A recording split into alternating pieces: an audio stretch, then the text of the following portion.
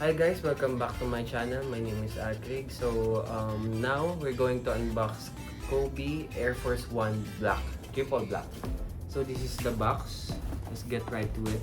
Yung box is parang yung mga box ng Kobe 8 na Pro Throw. So yung typical black box na may scales and then signature logo ni Kobe, and then ito is yung signature ni Kobe. Sides normal lang, plain. And then ito, plain lang. And then dito may check dito.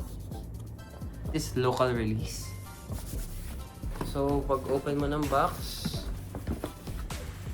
ayan na yung shoes.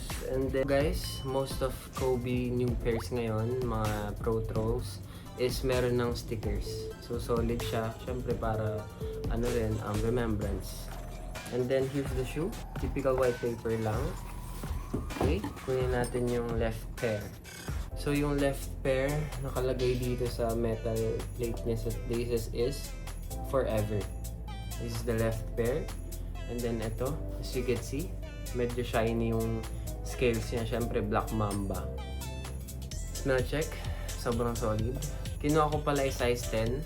So yung sizing niya guys is medyo swak siya sa akin.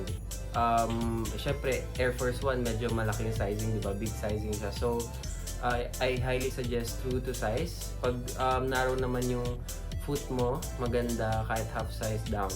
So, ito, back to the pair. Ito yung left. Ayan. Swoosh logo. Meron ditong logo ni Kobe sa may heel part. And then, ito, medial side.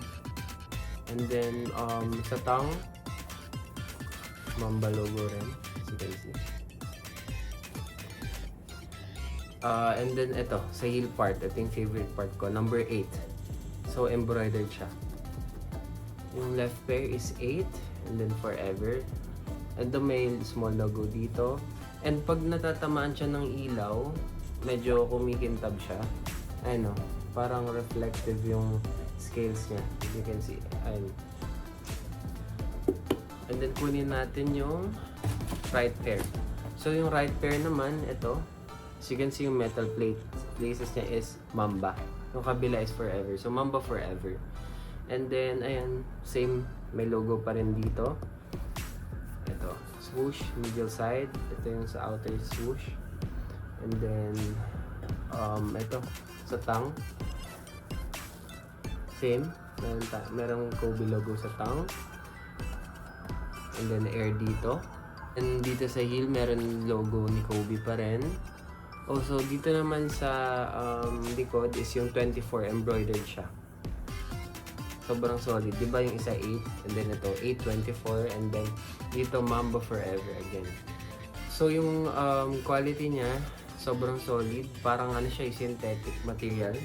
So parang leather na hindi. Pero medyo malambot siya. Ayun. And then breathable. Sa loob, hindi siya masyadong mainit. And then, sobrang solid nito. Ang ganda rin ng white pair. So, may mga nirelease na Air Force 1. Alam ko may mga upcoming pa. Ang mga nirelease lang dito sa Philippines, yung white, and then yung purple, and then may khaki, and then itong black. Itong black yung pinili ko kasi ang tagal ko nang gusto magka-black shoe na for lifestyle, pang forma. So, syempre, Kobe fan tayo. Sobrang swerte at nakakuha tayo nito. Then, retail price. Ito yung both pairs.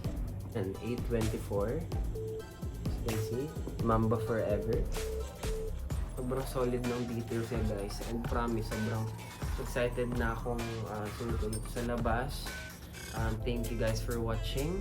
Add ko lang guys, syempre yung comfort, your typical Air Force 1. High off the ground siya. Nakakatangkad to.